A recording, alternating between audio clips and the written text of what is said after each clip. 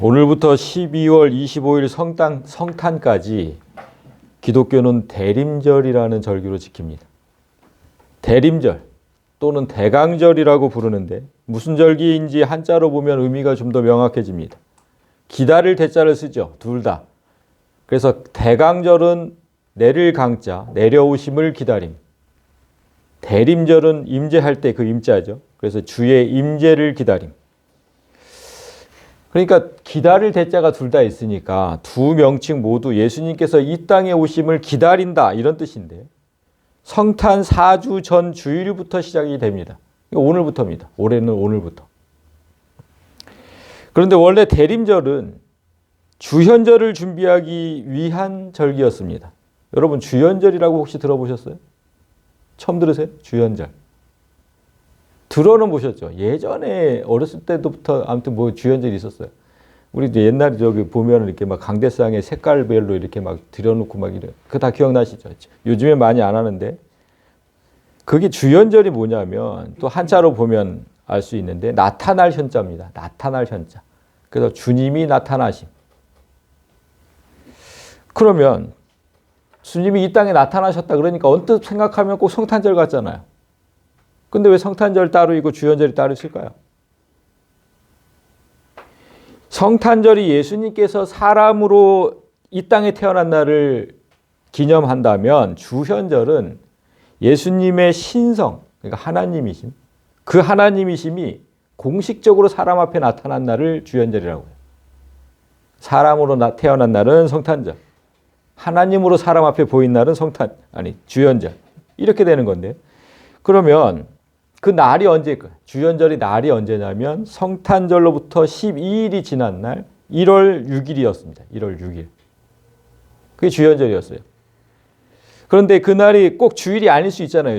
1월 6일이니까. 주일이 아닐 수 있어서 1월의 첫 주일로 지키기 시작했어요. 그게 이제 주현절, 주현주일 이렇게 1월의 첫 주일.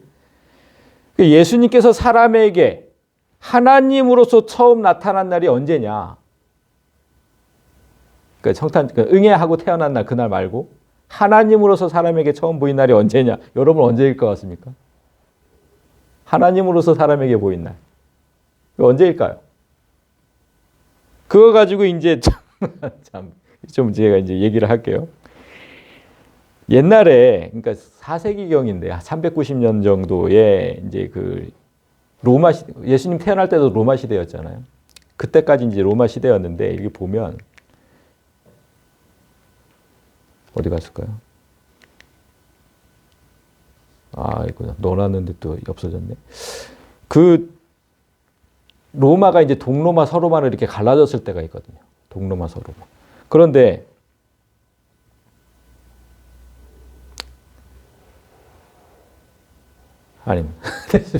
이게 지금 제가 넣어놓은 게 지금 없어져가지고 그렇게 로마가 갈라졌을 때 서로 이제 그 예수님이 하나님으로서 나타난 날이 서로 달랐어요. 동로마는 그러니까 동로마는 뭐라고 했냐면 세례 요한으로부터 세례 받았을 때. 그러니까 그때부터 예수님의 이제 공생애가 시작됐잖아요. 그러니까 그때가 하나님으로서 사람에게 처음 나타나신 날이다. 세례 받은 날. 그렇게 주장을 했고 서방 교회에서는 뭐라 그랬냐면은 동방 박사가 예수님을 처음 받았을 때. 왜냐하면 어차피 예수님은 신성을 가지고 태어나셨는데 엄마 말고는 사람이 처음 본 날이 그날이라 이 말이야. 처음 본 날. 동방 박사가. 그렇게 이제 서로 우긴 거예요. 그러니까 서방 교회 주장대로라면, 그러니까 동방 박사들이 예수님을 처음 본 때가 예수님 나신 후로부터 12일째 되는 날이라고 이제 주장하는 거잖아요. 그죠? 근데 성경에 어떤 근거가 없어요. 그런 게 어디 있어요? 왜 1월 6일로 했을까요? 그게 이해가 안 되는 거예요. 그런 근거가 없어요. 그리고 또 동방교회의 주장대로라면 예수님께서 세례를 받은 날이 1월 6일이라는 건데 그것도 없잖아요, 성경에. 아니 무슨 근거로 1월 6일이 지금 주현절이라고 만들어 놓은 건지 이해가 안 되는 거예요. 성경에 어떤 근거가 없어요. 그러니까 성경에 어떤 근거도 없는 주현절을 만들어 놓고 그 주현절을 기다리라고 하는 또 대림절을 또 만들어 놓고 이런 것들이 성경에 아무 근거도 없는 절기라고 이제 공격받으니까 주연절은 없애버렸어요. 없어졌잖아요. 이제 뭐 교회가 달력에도 해놓지 않잖아요. 그냥 대림절만, 예수님을 기다린다는 절기, 그 대림절만을 저렇게 달력에 새겨놓고 있는 거예요. 지금 새겨져 있거든요. 대림절이라고. 그런데 그 대림절의 그 기다림이라고 그랬잖아요. 기다리는 절기. 그 기다림이 도대체 무슨 기다림인지도 명확하지가 않아요. 뭘 기다린다는 건지. 이 대림절이 만들어질 때부터 예수의 초림과 재림을 모두 포함한다고 했거든요. 초림, 2000년 전 그 처음 오셨을 때, 그리고 다시 오실 예수님. 둘 다 포함한다. 그런데 재림은 이해를 하겠어요. 재림은. 앞으로 오실 예수님을 기다리는 거니까. 그러면 2000년 전에 오신 그 초림은 그걸 기대한다는 게 무슨 뜻일까요? 오심을 기대한다는 게? 그건 말이 안 되잖아요. 과거의 일을 기다린다는 거는 말이 안 되는 거잖아요. 근데 초림과 재림을 모두 포함한다. 이렇게 해놨다니까요. 그것부터가 이제 그 말 자체가 성립이 되지 않아요. 그런데도 오늘날 이 절기가 어떻게 돼 있냐면 아까 말씀드렸듯이 성탄 4주 전부터 성탄까지잖아요. 그럼 뭐가 돼요? 초림을 기다리는 거잖아요. 그렇게 돼버리잖아요. 얼마나 잘못된 겁니까? 다시 오실 예수님을 기다리는 게 아니고 성탄 전까지 4주간을 기다리는 거야. 그리고 딱 성탄절이 오는 거고. 그 2000년 전에 오신 예수님은 무슨 기다려요? 뭘 기다린다는 거예요? 이게 도대체 잘못된 거 아니에요? 너무 잘못됐잖아요. 제가 말씀을 전하면서 자꾸 교회를 비판하고 목사를 비판하는 거 이거 좀 안 하고 싶은데 뭐 이렇게 절기마다 다 잘못됐냐고. 추수감사절, 맥주감사절, 뭐 대림절, 뭐 제대로 된 게 하나도 없는 거예요. 뭐 안 할 수가 없어요. 제가 목사가 하는 일이 뭡니까? 성도들에게 바로 가르치는 거잖아요. 너무 잘못된 거 아닙니까? 그런데 제가 더 마음이 아픈 것은 그렇게 4주간을 기다리다가 오늘부터 4주간을 딱 기다렸어. 그리고 세계 모든 교회가 예수님이 생일이라고 생각하고 있는 12월 25일 그렇게 알고 있죠. 예수님 생일이라고. 그날도 예수님과는 아무런 관계가 없는 예수님 태어나신 날이 아니라는 거죠. 그게 더 마음이 아픈 거지. 예. 아무도 예수님의 나신 날을 알지 못해요. 성경에 기록되어 있지도 않고 그 누구도 알지를 못해. 누구도. 동방 박사들이 예수님을 처음 본 날도 알 수 없고 예수님이 세례 받은 날도 알 수 없고 예수님이 태어나신 날도 모두 성경에 기록되어 있지 않아요. 그러니까 아무도 알지 못해요. 근데 왜 그렇게 다 정해놓고 자기들 마음대로 정해놓고 원래 12월 25일은 로마인들이 태양신 미트라의 탄생을 기념하는 날이었죠. 자, 로마인들이 태양신 미트라의 탄생을 기념하는 날, 미트라 바사제국, 즉 페르시아가 섬기던 신 이렇게 제가 써놨는데 작년 성탄 전에도 제가 한번 설명한 적이 있었어요. 그런데 이제 지금 영상으로 남겨놓지 않았기 때문에 영상으로 보시는 분들도 있고 처음 지금 들으시는 분도 있기 때문에 한 번만 더 설명을 하겠습니다. 올해까지만. 이 미트라는 성경의 바사제국, 그러니까 지금 바사를 지금 페르시아거든요. 이걸 우리나라 그 음역으로 해서 바사라고 한 건데 이렇게 보면 여기 지금 바사가 있죠.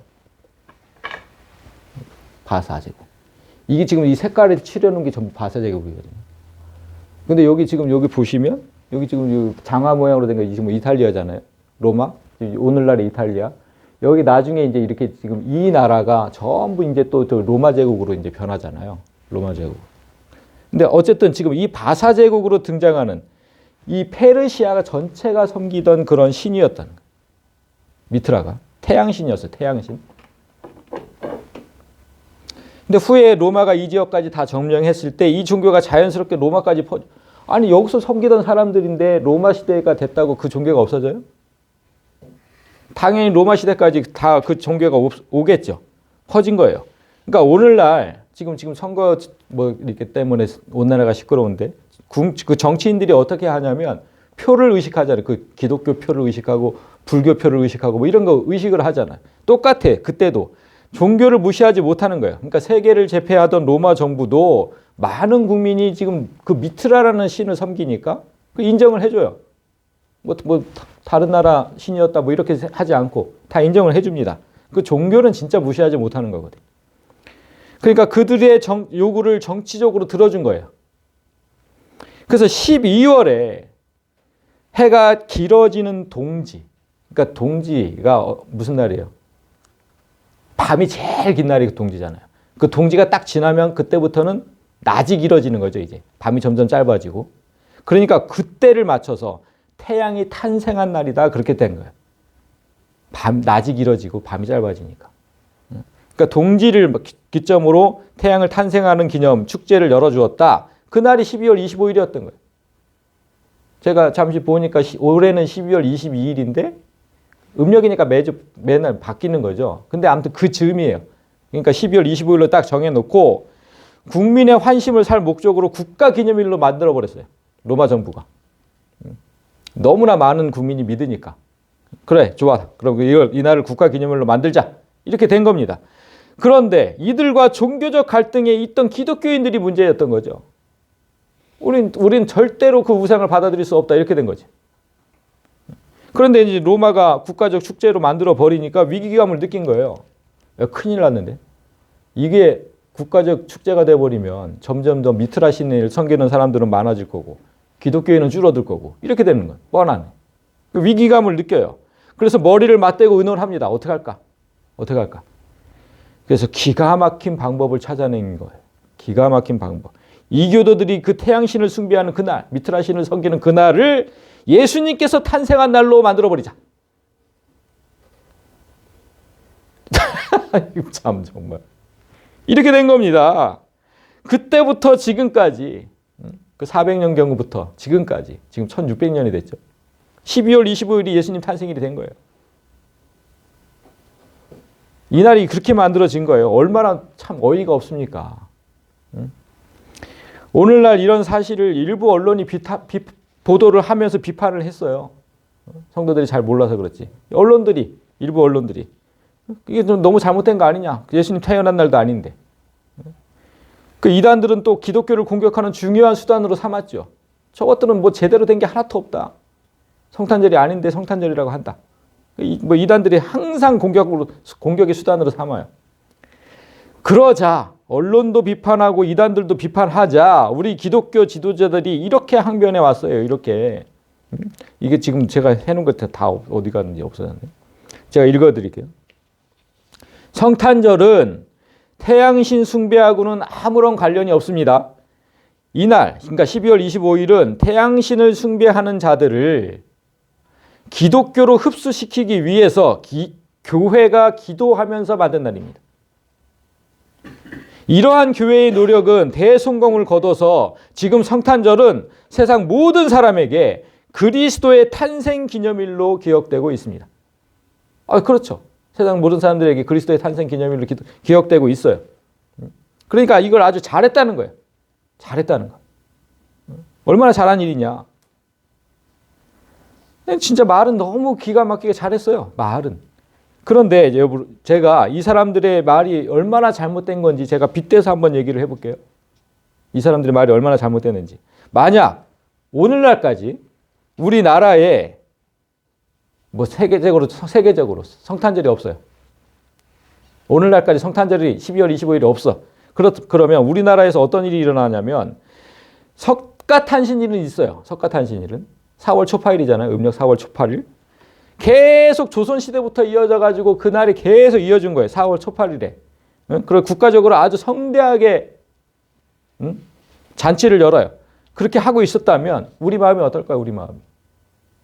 우리는 성탄절이 없고 불교는 그냥 1년에 그냥 4월 초 8일 날 성대하게 잔치를 해. 그럼 항상 우리는 기분이 안 좋겠죠. 국가적으로 그걸 열어준다 그러면 기분이 안 좋겠지 당연히. 그래서 각 교단 총회장들이 모여서 회의를 한다고 가정을 해보세요. 그래서 석가탄신일에 점점 더 많은 사람이 참가해서 즐기고 있는데 그냥 이렇게 두었다가는 기독교인은 줄고 불자들은 늘어날 건데 어떻게 할까요? 그냥 뭐 예장 합동 뭐 감리교 뭐 성결교 침례교 다 그냥 모여가지고 회의를 한 거예요. 이거 어떻게 할까요? 불교 신자들은 계속 늘어나고 기독교인들은 계속 줄고 이게 회의를 했다고 치면 그렇게 오랜 회의 끝에 이제 고육지책이 나온 거예요. 좋은 생각이 있습니다. 올해부터 석가탄신일을 예수 탄생일로 정해버립시다. 맞불을 놓읍시다. 지금 400년 전에, 그러니까 1600년 전에 그렇게 지금 된 거예요. 그렇게. 제가 지금 똑같이 비유를 한 거예요. 이 말이 돼요? 석가탄신일날, 그날 예수 탄생일로 정합시다. 그래서 그 사람들을 기독교로 끌어들입시다. 만장일치로 가결되었음을 선포합니다. 탕탕탕. 이렇게 된 거예요. 성탄절은 이렇게 어이없는 결정으로 만들어진 거예요. 그런데 여러분, 하나님께서는 예수님이 탄생하신 날을 기념하라고 하셨을까요? 성경에 어떤 구절도 그런 데가 없죠. 예수님의 탄생하신 날을 기념하라는 어떤 구절도 없어요. 예수님과 함께 지내던 제자들, 12제자들은 실제 예수님 생일을 알고 있었겠죠. 어떻게 스승의 생일을 몰라요?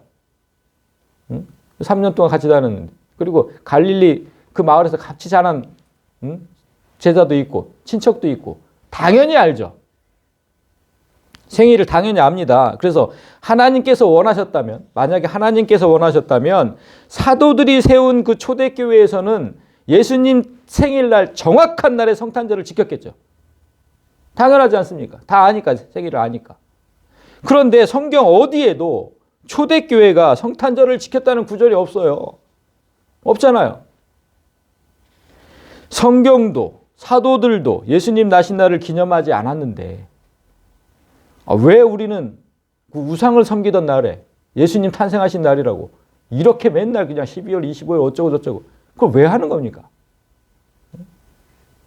태어난 날이라면 내가 말을 안 하죠. 왜 하는 걸까요, 이거? 그들이 만든 성탄절에 사람들이 예배의 자리로 오는 게 아니라 오늘날 어떻습니까? 술과 파티로 그냥 얼마나 흥청망청 즐기는지 12월 24일 날 그냥 다들 술이 채가지고 12월 25일 날 여기 앉아있으면 다들 졸고 앉았는데 그걸 뭘 기독교로 끌어들였다고 자부를 하냐고요. 사람들을 기독교로 끌어들인 날입니다. 이걸 자부를 하고 앉았어요. 우리는 이날이 정말 부끄럽고 창피해야 되는 거예요. 원래는 12월 25일이 태양신을 섬기던 날.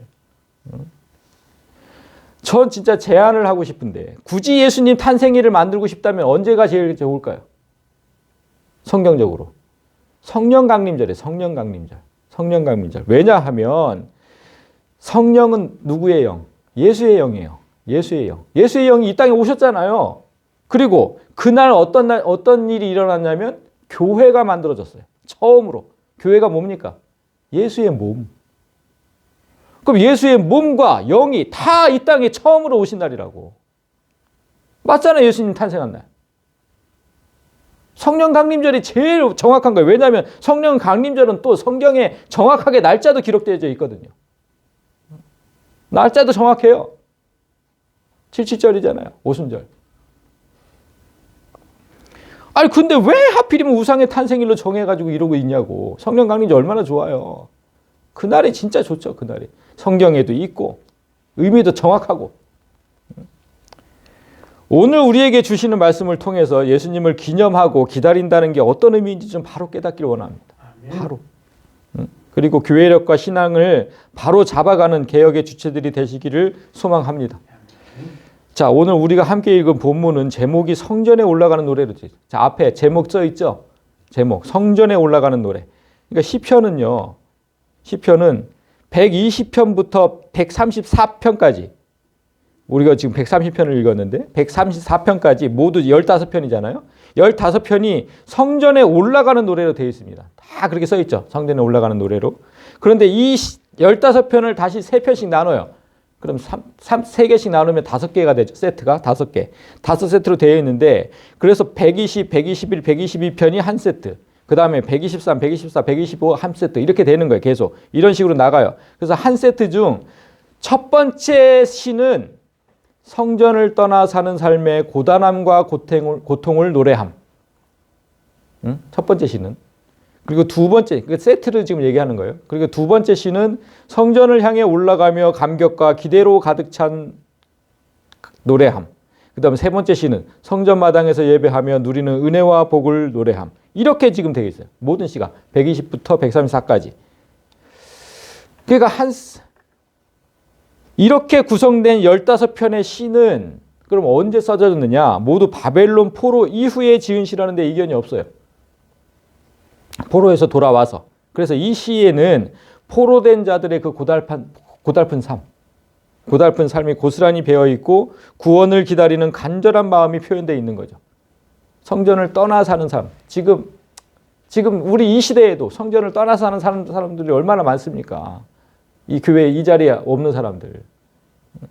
그 사람들의 고달함과 고통을 노래하고, 그리고 성전을 향해 올라가면서 감격과 기대, 이걸 노래하고, 성전 마당에서 예배하며 누리는 은혜와 복을 노래하고. 지금 134편까지 이렇게 되어 있거든요. 그 중에서 오늘 본문이 130편이니까 세트로 따지면 몇 번째입니까? 이게 쭉 나가서 이렇게 따져보면 두 번째 시예요. 두 번째. 그래서 이 패턴대로 얘기하면 지금 성전을 향해 올라가며 감격과 기대로 가득 찬 노래. 성전을 향해 올라가면서. 지금 이렇게 돼 있죠. 그러니까 포로 시절에 탄식하며 지은 시를 포로에서 돌아온 후에 성전에 올라갈 때마다 부르는 거예요. 너무나 감격해서. 돌아왔잖아요, 이제. 하나님께 돌아왔잖아요. 성전에 올라갈 때마다. 그래서 오늘 본문이 시라는 장르잖아요. 그러니까 이제 우리가 학창 시절에 국어 시간에 이제 시를 공부했던 것처럼 한번 공부를 해보면 첫 번째가 이렇게 됩니다. 1절, 2절의 이제 요점은 제가 이제 파란 걸로 해놓은 거예요. 1절, 2절의 요점.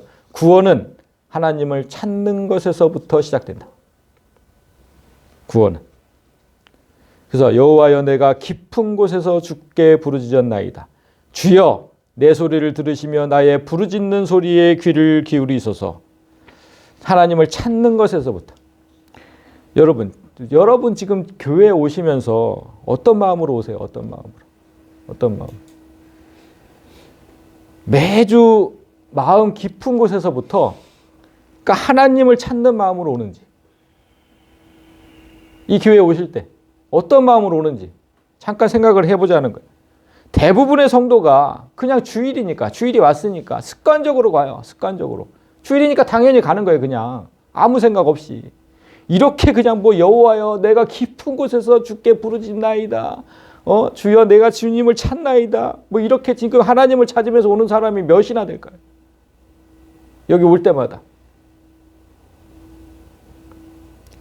우리는 사실 내 삶에 큰 환란이 오기 전에는 절대로 하나님을 잘 찾지 않아요. 그냥 습관적으로 와요. 그냥 습관적으로. 하나님을 찾지 않아요. 하지만 이 시의 주인공들은 내 처지가 어떻든 그것과 상관없이 이제부터 나는 성전에 올라갈 때는 늘 이 노래를 부르겠다고 한 거예요. 내 삶이 평안할 때 뭐 괴롭거나 그런 거에 상관없이. 왜냐하면 한번 겪었거든. 그 고통스러운 포로의 삶을. 이젠 난 늘 하나님을 찾으며 가겠다는 거예요. 이제. 지금 그 시예요. 그 시. 별일 없이 마음이 평안할 때도 예배드리러 성전에 올 때는 항상 이렇게 갈급함으로 하나님을 찾으면서 갈급함으로 주님을 불렀다는 것에 주목해야 되는 거예요. 그렇게 갈급한 마음으로 왔다가 기쁨으로 충만해서 돌아가는 게 크게 예배라는 거예요. 그게. 시인은 지금 인간의 불행하고도 처참한 상황을 뭐라 그래? 깊은 곳으로 표현하고 있거든요. 깊은 곳. 구약의 선지자들이 인간이 처한 그 재난의 현장을 주로 깊은 곳으로 표현을 했는데, 볼까요? 나는 설 곳이 없는 깊은 수렁에 빠졌어. 깊은 물에 들어가니 큰 물이 내게 넘치나이다. 그러니까 몸부림칠수록 더 빠져드는 수렁. 늪이잖아요. 늪. 이게 막 빠져나오려고 하면 할수록 더 깊이 들어가는 그 수렁. 그리고 섬 하나 보이지 않는 그 망망대해. 바다 깊은 곳에 길을 내어 구속받은 자들을 건너게 하시니가 어찌 주가 아니시나이까. 그런 곳에서 빠져나오시는 사람은 아무도 없어요. 망망대해에서 누가 빠져나와요? 늪에서 누가 빠져나와요? 아무도 없어요. 전부 사람의 힘으로는 어쩔 수 없는 상황을 지금 말하고 있는 거예요. 내가 이 고통스러운 삶에서 좀 빠져나가고 싶은데 나를 도와줄 사람은 아무도 없다니까요. 아무도 없어. 사람은 누구나 이런 깊은 곳에 처해 있을 때가 있어요. 누구나. 잠시 평안한 삶을 살다가도 어느 순간 또 폭풍우가 불어닥쳐가지고 덮치는 삶이 그게 우리잖아요. 언제 그런 게 또 올지 모르고. 옆에서 도와주고 싶어도 사람의 힘으로는 도저히 어쩔 수 없는 그때. 내가 도와주고 싶어도 어떻게 할 수 없는, 진짜 뭐 온몸에 암이 퍼져가지고 그렇게 있을 때 어떻게 해주냐고 내가. 어떻게. 그 고통의 장소에서 벗어날 수 있는 길은 오직 하나님을 찾는 것밖에 없다는 거잖아. 사람이 할 수 없으니까. 나의 고통과 신음을 들으시고 그 아픔의 현장으로 속히 와주시기를 바라는 그 마음으로 성전에 와야 한다. 그 마음으로. 그렇게 하고 이제 3절 4절로 이렇게 들어갑니다. 그럼 오직 하나님께 구원이 있음을 알 때 우리는 하나님을 찾게 된다. 3절 여호와여 주께서 죄악을 지켜보실진데 주여 누가 서리이까. 그러나 사유하심이 주께 있음은, 여기서 사유는 용서입니다. 용서. 용서하심이 주께 있음은 나를 다시 주를 경외하게 하신다. 사람이 고통의 자리에서 하나님께 구원을 요청하고 그 음성을 들으신 하나님께서 그 자리에 오셨다고 딱 가정해 봅시다. 오셨어요. 내가 하나님을 찾으니까 이 자리에 딱 오셨어. 그런데 오셔가지고, 하나님 오셔가지고 내가 지은 죄를 낱낱이 얘기를 해. 너 지난주 이런 죄 졌잖아. 너 지난주 이런 죄 다 아시는 하나님께서 내 앞에서 다 그 죄를 낱낱이 밝히시고 그 죄에 대해서만 신문을 하셔. 나를 뭐 도와주시는 게 아니라. 만약에 그런다고 가정을 해보세요. 그러면 우리에게 무슨 기쁨이 있을까요? 우리에게 무슨 기쁨이 있어? 성경에 그런 경우를 당한 사람이 있어요. 하루아침에 재산과 자녀를 모두 잃고 자신의 몸도 죽어가는 그런 경우를 당했던 욥. 욥이 그 하나님 앞에 탄식하는 장면을 잠시 보겠습니다. 하나님, 내가 바다입니까? 내가 바다 괴물입니까? 주께서 어찌하여 나를 지키시나이까? 무슨 뜻이냐면 창조주 하나님께서 혼돈의 바다 그리고 그 바다의 용을 감시하시듯이 욥은 하나님께서 자신을 그렇게 감시하신다고 지금 호소하는 거예요. 왜 그렇게 나를 감시하십니까? 왜 내가 무슨 죄를 지을까 봐. 무슨 죄를 짓나 그냥 불꽃 같은 눈으로 떠가지고. 왜 그렇게 나를 감시하십니까? 하나님의 지키심은 그러니까 나를 보호하는 게 아니고 계속되는 감시와 억압이라는 거예요. 다음 절을 보면 이러므로 내 마음이 뼈를 깎는 고통을 겪느니 차라리 숨이 막히는 것과 죽는 것을 택하겠습니다. 욥이 한 말이에요. 욥이 한 말. 이렇게 탈출구 없는 삶이라면 차라리 죽음을 택하겠다. 나는 하나님 앞에서 이렇게 얘기했어요. 이렇게 숨이 막히도록 감시를 당할 바에야 차라리 죽는 걸 택하겠다. 그러니까 하나님께서 인간이 지은 죄를 따져 물으면 거기서 빠져나올 사람이 누가 있어요? 이렇게 뼈를 깎는 고통을 나한테 주실 거라면, 뼈를 깎는 고통을, 그럼 난 차라리 죽겠다. 차라리 날 죽여주세요. 저도 옛날에 진짜 많이 했던 말입니다. 차라리 주를 죽이시라고. 이렇게 두지 마시고. 그래서 욥은 결국 하나님께서 떠나주실 것을 간구하게 돼요. 다 떠나달라고. 내가 생명을 싫어하고 영원히 살기를 그것도 원하지 않으니까 제발 나를 놓아달라고. 제발. 뭐 영생이고 뭐고 이런 거 다 필요 없으니까. 지금 너무 고통스러우니까 지금. 내 날은 헛것이니이다. 하나님의 간섭을 적극적으로 지금 거부하는 거예요. 적극적으로. 제발 나를 놓아달라고. 지금 겪는 고통이 너무 크니까 이제 제발 나를 좀 지켜보지 마시라고. 이 모든 불행이 다 하나님의 심판 때문에 온 거 아닙니까? 나를 제발 좀 놔두세요. 자기에게 관심을 좀 끌어달랍니다. 그러니까 지금 내 날은 헛것이니다. 이게 무슨 뜻이냐면 자신은 입김과 같이, 헛것이 원어로 보면 입김이거든요. 입김. 입김과 같이 순식간에 사라지는 허무한 존재이니 후 보면 없어지잖아요. 그런 존재에 나는 살다가 그냥 없어지는 그런 존재. 70년, 80년 살다가 그냥 없어지는 그런 존재. 하나님은 영원히 계시지만. 그런 존재인데 제발 나를 보는 그런 눈높이를 좀 낮춰달라는 거예요. 내가 하나님의 그 정의에 내가 어떻게 부합을 해요? 내 삶은 그런 거니까. 내 존재는 그런 존재니까 좀 그 눈높이를 좀 낮춰달라니까. 나를 보는 눈높이를. 사람이 무엇이기에 주께서 그를 크게 만드사 그에게 마음을 두시고 아침마다 권징하시며 순간마다 단련하십니까? 주께서 내게 눈을 돌이키지 아니하시며 내가 침을 삼킨 동안도 나를 놓지 아니하시기를 어느 때까지 하시겠습니까? 대체 어느 때까지, 언제까지 할 겁니까? 그거를. 너무나 고통스러운 거예요. 너무나. 사람이 뭐 그리 대단한 존재라고 이렇게 순간마다 점검하시냐는 거예요. 언제까지 나를 지켜보시며 침 삼킬 동안에도 나를 감시하시, 그 침 삼키는 그 순간에도 나를 감시하시렵니까? 이제 제발 그만 좀 하십시오. 제발.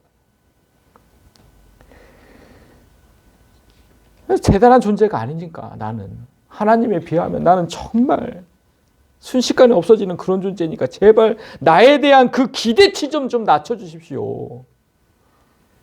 뭘 그렇게 내가 잘못했다고 이런 고통을 주십니까? 뭘 그렇게 잘못했다고. 근데 욥이 지금 너무 이렇게 탄식을 하는데 시편에서 다윗은 뭐라고 또 얘기를 하냐면 지금 사람이 무엇이기에 이렇게 시작했잖아요. 다윗이 사람이 완전히 반대되는 고백을 하죠. 사람이 무엇이기에 주께서 그를 생각하시며 인자가 무엇이기에 주께서 그를 돌보시나이까. 그를, 그러니까 사람을 하나님보다 조금 못하게 하시고 영화와 존귀로 간을 씌우셨네. 사람이 뭐길래 도대체 이렇게까지 우대하십니까? 도대체. 욥하고는 정반대의 말을 하는 거예요. 욥은 그냥 입김과 같이 날아가는 존재라고 했는데. 이렇게 연약한 사람을 하나님보다 조금 못한 존재로, 조금 못하다에 조금. 참. 그리고 귀하게 여기시는 하나님의 은혜에 감사하고 있잖아요. 다윗은. 그러나 다윗과 반대로 욥이 경험하는 하나님의 관심과 보호는 참을 수 없는 억압과 계속되는 감시일 뿐이에요. 너무 고통스러워요. 이런 현상이 일어나는 이유는 지금 욥이 너무나 고통스러운 현장이 있기 때문이거든요. 우리도 그래요.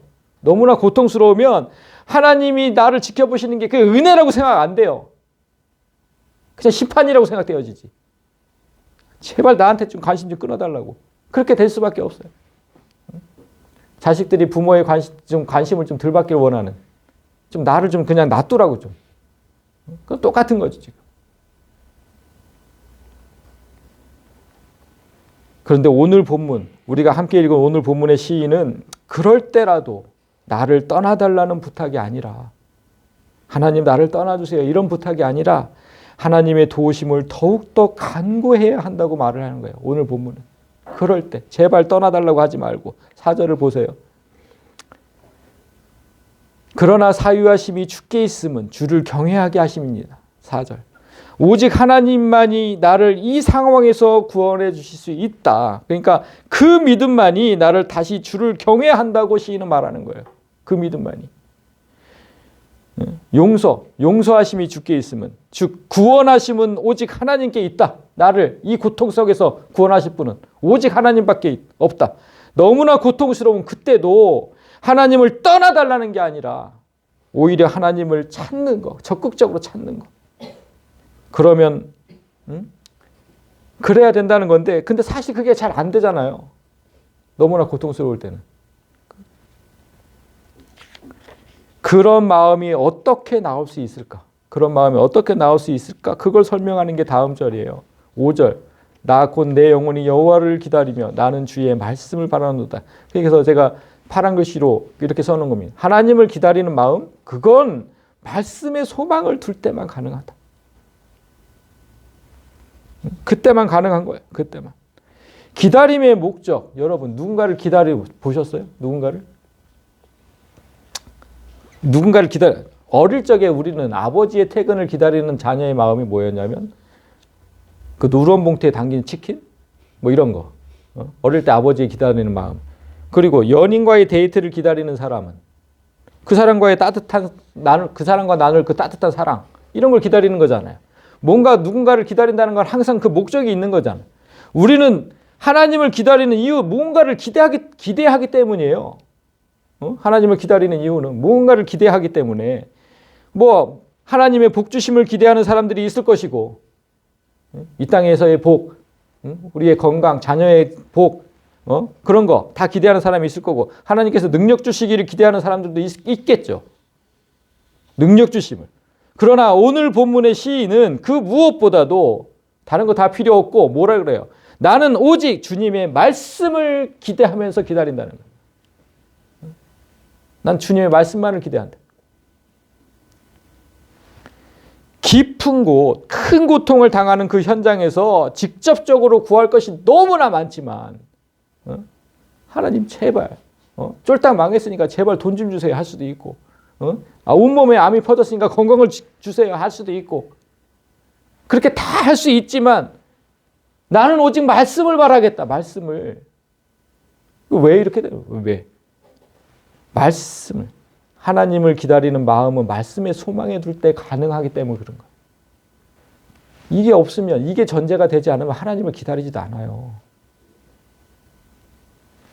말씀, 여기서 말씀이라고 했잖아요, 지금. 말씀. 말씀의 어원을 뭔지 아세요, 여러분? 지금 다바르라고 지금 원어가 다바르인데 어원이 정돈하다, 인도하다 이런 뜻이에요. 말씀의 어원이. 그러니까 어디에서 나왔냐면 뭔가를 정돈해. 막 어지럽는 거를 정돈해. 그리고 인도하고. 그 말씀이 여기서 나온 거예요. 그래서 창세기 1장 1절에 우리가 제일 잘 아는 말씀. 태초에 하나님이 천지를 창조하시니라. 땅이 혼돈하고 공허하면 다 그냥 어지럽혀졌어. 지금처럼 정리된 게 아니고. 흑암이 깊음 위에 있고 하나님의 영은 수면 위에 운행하시니라. 하나님이 이르시되 빛이 있으라 하시니 빛이 있었고. 그러니까 하나님의 말씀은 혼돈하고 공허했던 무질서를 질서로 다 바꾸시고 어둠에서 빛으로 인도하는 그 능력이 있다는 거예요. 말씀은. 그래서 아까 이 다바르가 나온 거예요. 이게. 정돈하고 인도하시는. 우리 삶에 어떤 폭풍우가 몰아쳐도 모든 것이 혼돈하고 어지럽게 됐어도 다 망가져버린 것 같아 이제 막 내 인생이. 그럴 때 그 난장판된 현장을 다시 정돈된 삶으로 바꾸시는 건 오직 말씀뿐이다는 거. 말씀뿐이다. 그래서 다바르가 된 거예요. 말씀. 그 뭐라 그러십니까 지금? 이르시되 이게 말씀이잖아요. 말씀으로 하신 거잖아요. 말씀으로. 빛이 있으라 하면 빛이 있는 거예요 그냥. 아무것도 없는 곳에서. 이게 말씀이잖아요. 그러니까 아무개가 있는 곳에, 아무개가 있는 곳에, 그 어두운 곳에 빛이 있으라. 그럼 그 순간 빛이 있는 거예요. 그냥 말씀은 그런 거예요. 내 삶의 어둠은 물러가고 그때 모두 파괴되어 버린 산 같아도 하나님께서 뭔가 있으라 하시면 모두 다 새롭게 창조되는 그게 말씀인 거 아닙니까? 그러니까 말씀을 기대하는 거 그거 외에는 뭐가 있어요 우리가? 뭐가 있냐고. 뭘 좀 그냥 뭐 건강 주세요, 재산 주세요, 뭐 이런 거 필요 없고 말씀만 구하면 되는 거 아니겠습니까? 그래서 다음 절이 기다림은 정말 간절할수록 빛이 난다는 거예요. 기다림은 파수꾼이 아침을 기다림보다 내 영혼이 주를 더 기다리나니 참으로 파수꾼이 아침을 기다림보다 더 하도다. 3번의 기다림을 통해 말씀을 기다리는 애타는 심정을 지금 표현하고 있는데 파수꾼의 기다림. 정말 간절한. 우리 군대 갔다 오신 남자분들은 다 알겠죠. 밤에 그거 불침번. 그리고 뭐 밤에 초소에서 그 추운 데서 그거 해보신 남자분들은 다 알아요. 더욱이나 지금 이스라엘의 밤은 우리의 밤과는 다르죠. 그곳의 밤은 진짜 기온과 습도가 모두 낮아요. 몸은 정말 얼어버리고 너무너무 춥죠. 그리고 마음은 메마르게 되고 그런 밤이에요. 그런 밤. 우리나라도 사실 뭐 전방에 가면 영하 20도가 넘는데 그 밖에서 보철로 쓰고 있으려면 얼마나 춥겠냐고. 그런 밤에 홀로 성을 지키는 파수꾼에게 태양이 떠오르는 그 아침 그거만큼 바라는 게 더 있을까요? 너무너무 추우니까. 그런데 그거보다 그 파수꾼보다 더한 기다림이 뭐냐면 내가 너무너무 고통스러울 때 그 파수꾼이 기다리는 아침을 기다리는 것보다 내가 더 간절하게 하나님을 기다리게 된다는 거죠. 그래 이것 때문에 하나님이 잠깐 놔두시는 거라니까. 하나님을 좀 기다리고 바라라고. 우리 삶에 좀 고통스러운 일이 있는 거는 내가 하나님을 찾지 않으니까, 도무지 찾지 않으니까. 그래서 그런 고통의 순간을 좀 놔두신 거라고. 좀 찾으라고. 나를 좀 찾으라고.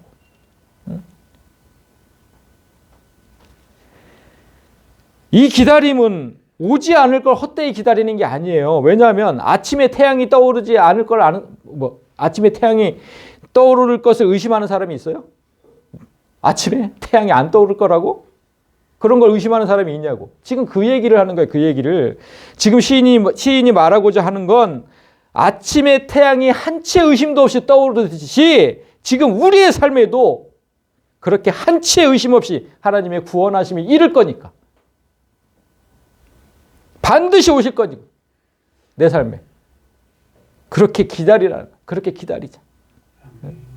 아침이 태양이 떠오르듯이 반드시 올 거니까. 우리가 때로는 낙심하고 절망할 수 있습니다. 파수꾼의 아침에 더디 오는 것처럼 정말 안 오잖아요. 진짜 1시간이 무슨 10시간 같이 느껴지잖아요. 그렇게 더디 오는 것처럼 느껴지지만 우리의 구원도 그렇게 너무나 더디 오는 것처럼 느껴질 수 있어요. 왜 하나님은 이 고통의 순간에서 빨리 건져주지 않을까?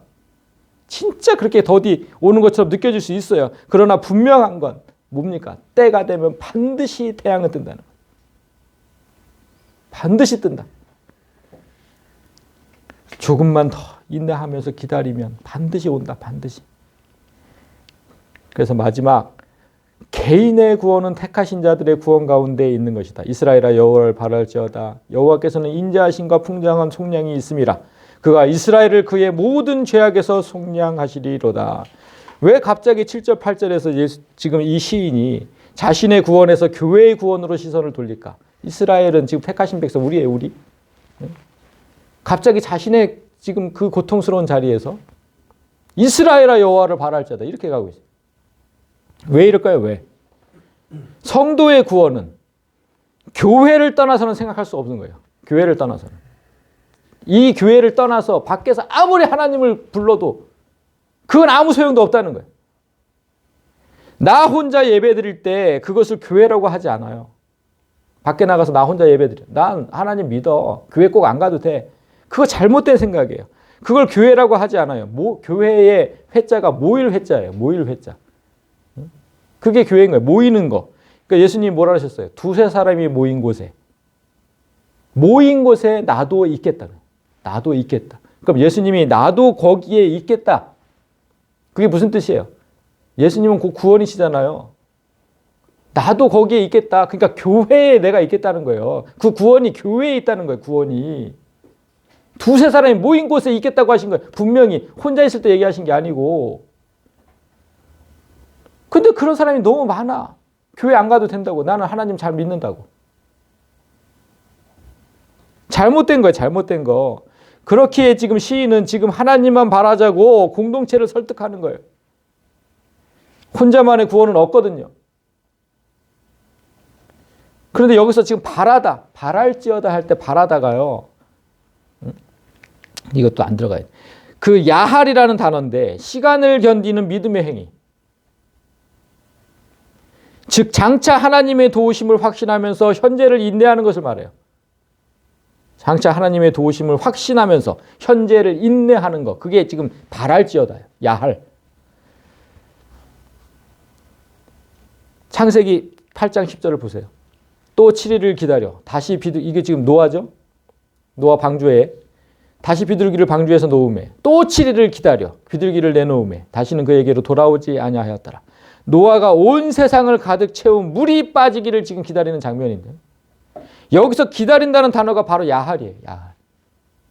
그러니까 구원해서 내가 나를 구원해 주실 그걸 기다리는 야할. 노아는 언젠가는 물이 빠질 것을 확신했죠. 언젠가는. 그러니까 자꾸만 보내는 거잖아요. 비둘기를. 확신했으니까. 그때까지 그저 기다린 거예요. 기다린 거. 어떻게 할 수가 없어요. 그 물을 우리가 어떻게 빼. 그냥 기다릴 수밖에 없는데. 그냥 기다리라고 기다려. 하나님의 때에 반드시 빠질 거니까.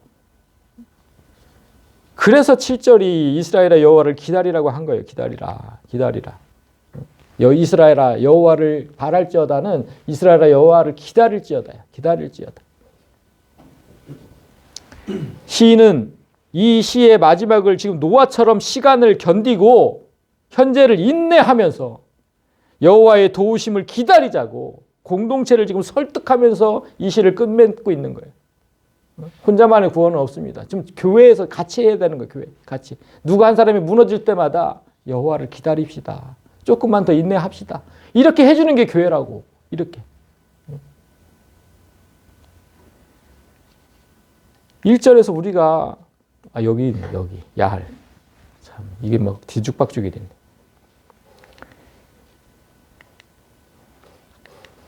1절에서 저 보시면 여호와여 내가 깊은 곳에서 주께 부르짖었나 했잖아요. 여기서 깊은 곳을 아까 뭐라 그랬냐면 몸부림칠수록 더 빠져드는 수렁이라고 했어요. 섬 하나 보이지 않는 망망대해라고 그렇게 얘기를 했잖아요.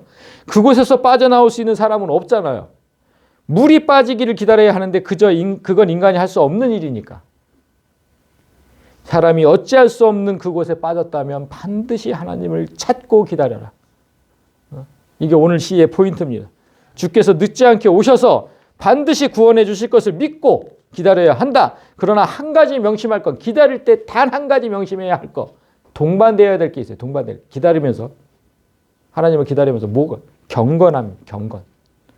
예전에 이런 일이 그러니까 그 시골에 살던 학생들이 서울로 유학 오는 경우가 있었는데 저도 이제 그런 그 친구가 있었는데 자식을 서울로 보낸 부모는 이제 농사를 지으면서 뒷바라지 하잖아요. 대학을 다 그렇게 보내고 막 뒷바라지 하잖아요. 처음으로 이제 그 부모 품을 떠나서 이제 서울 와서 혼자 살아요.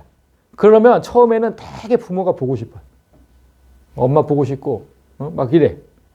그런데 이제 세월이 가요. 그러다가 진짜 막 그냥 부모가 오기만을 손꼽아 기다리는 막 그런 세월을 살다가 어떨 때 그렇게 부모를 기다리며 살던 자식이 언젠가 그 부모님을 오시는 날을 두려워해요. 언제 그럴까요?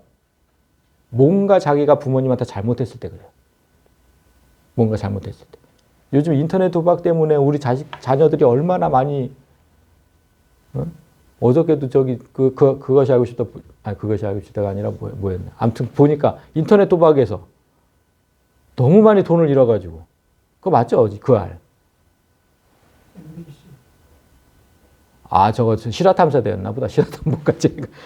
그래가지고 막 사람들한테 돈을 꾸고 막 이러는 게, 인터넷 도박에 빠져가지고. 아무튼 그런 경우에 그 소식을 만약에 부모님이 들었어요. 대학 등록금을 500만 원, 600만 원 된 거를 다 진짜 뼈 빠지게 일해갖고 보냈는데 다 도박빚으로 탕진해버렸어. 그래서 학교 등록을 못한대. 그 소식을 듣고 올라오는 거예요. 그러면 예전에는 그렇게 엄마를 보고 싶어 했는데 이제는 그 엄마가 오는 게 너무 두려운 거지. 이제는 그렇게 되면 지금 바로 제가 예를 든 게 그것 때문이에요. 주님을 기다린다는 건 바로 이런 거예요. 신실한 마음으로 기다리는 자에게 주님의 오심은 간절해요. 진짜 간절해. 그런데 파수꾼이 아침을 기다림보다 더 주님을 기다리게 되는데 죄를 범하고 나면 주님의 오심이 부담스러워져요. 자꾸 주님의 낯을 피하게 돼요. 욥이 그랬던 것처럼 그냥 피하고 싶어져요. 그러므로 우리는 주님께서 오시기를 간절히 기다리되 의롭고 경건한 삶으로 기다려야 되는 거예요. 말씀대로 좀 살면서 기도함으로 그런 삶을 살면 진짜 예수님 하나님의 도우심은 때를 따라서 적절하게 딱 맞춰서 오실 거예요. 현실이 아무리 힘들고 어려워도 결코 죄를 범하지는 말자는 거죠. 아무리 힘들고 어려워도. 하나님은 경건한 믿음으로 기다리는 자를 결코 실망시키지 않으십니다. 예수님께서 기다리는 우리에게 하신 말씀을 보면서 말씀을 맺겠습니다. 예수님께서 뭐라 그러셨냐면 이런 일이 있었어요. 예수께서 길을 가실 때 날 때부터 맹인된 사람을 보셨대요. 처음부터 날 때부터. 근데 제자들이 물어서 이르되 라삐여 이 사람이 맹인으로 난 것이 누구의 죄로 인함입니까? 자기입니까? 그의 부모입니까? 이 사람은 왜 이렇게 태어났습니까? 이게 물어요. 그러니까 예수께서 대답하시되 이 사람이나 그 부모의 죄로 인한 게 아니다. 그에게서 하나님이 하시는 일을 나타내고자 하십니다. 이렇게 얘기하셨어요. 그러니까 과거가 아니라 예수님의 대답은 과거가 아니다. 누구의 죄 때문에 그렇게 된 게 아니다. 과거가 아니라 이 사람을 통해서 앞으로 하나님께서 하시고자 하는 일을 나타내려고 하는 거다. 앞으로 하나님께서 하실 일을 나타내려고 너에게 지금 이런 시련이 있는 거지. 과거에 내가 뭔가를 잘못해서 그것의 보응으로, 심판으로 그렇게 된 게 아니다. 우리는 너무 그런 것 때문에 많이 진짜 괴로워했거든요. 내가 옛날에 이 죄를 지어서 내가 이렇게 사나 보다. 그걸로 많이 괴로워하거든요. 예수님의 이 말씀. 그것 때문에 그런 게 아니야. 네가 앞으로 할 일이 있는데 거기에서 지금 이렇게 깨져야 되는 부분이 있기 때문에 지금 그걸 당하는 거지. 하나님이 하시는 일을 나타내고자 하시려고. 그러니까 과거에서 원인을 찾지 마십시오, 여러분. 지금 여러분이 맹인이 처한 현실처럼 고통의 상태에 있다고 하더라도 과거에서 내가 뭔가 잘못해서 그런가 보다. 그러지 마세요. 욥이 했던 것처럼. 그러시면 안 돼요. 우리에게 행하실 일을 기대하도록 만드신 것을 믿고 인내하면서 기다리십시오. 자, 말씀을 맺겠습니다. 우리는 지금 성탄절, 크리스마스를 기다리는 대림절 기간 속에 있다고 지금 우리 기독교가 얘기를 합니다. 크리스마스는 제가 작년에도 한번 말씀드렸는데 크라이스트, 그리스도죠. 그다음에 마스는 경배하다, 예배하다. 그래서 크리스마스는 그리스도께 예배하는 날. 이런 뜻이에요. 그냥 크리스마스는 그리스도께 예배하는 날. 이 말대로라면 어찌 우리에게 12월 25일만 크리스마스겠냐고요. 어찌 이날만 예수님을 경배하고 예배하겠냐는 거예요. 크리스마스는 이 뜻인데 우리에게는 매일이 크리스마스여야죠. 매일 예수님 경배하고 예배해야죠. 삶에서 예배를 드려야죠. 따라서 우리의 기다림은 오늘 시처럼 예배를 기다리는 게 돼야 되는 거예요. 내 삶도 예배라니까요. 내 삶도. 2000년 전 오셨던, 자, 이렇게 된 이 정리예요, 정리. 2000년 전 오셨던 예수님을 기념하고, 기다리는 게 아니잖아요, 과거는. 기념하고, 현재 우리에게 임하시는 예수님을 기대하고, 마지막 날 다시 오실 예수님을 기다리는 거.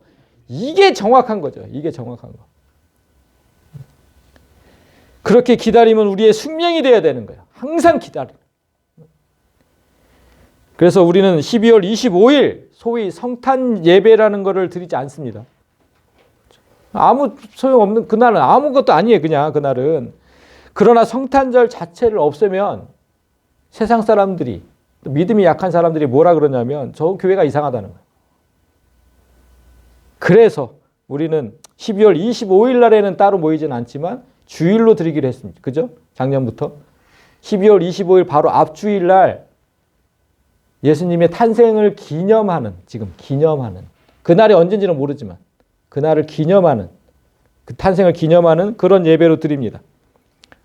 그러나 제가 바라는 건 이미 오신 예수님, 현재 우리와 함께 계시는 예수님, 가까운 미래 최종적으로 오실 예수님을 기대하고 기다리면서 365일 매일의 삶 속에서 예배하는 그런 교회가 되었으면 좋겠다는 것. 그래서 앞으로 우리 지안교회의 크리스마스 인사는 제가 작년에도 얘기했죠. 메리 크리스마스가 아니죠. 매일 크리스마스입니다. 매일 크리스마스. 매일 예수님께 경배하고 예배하는 그런 매일 크리스마스가 되기를 진심으로 소망합니다. 찬양하며 기도합시다.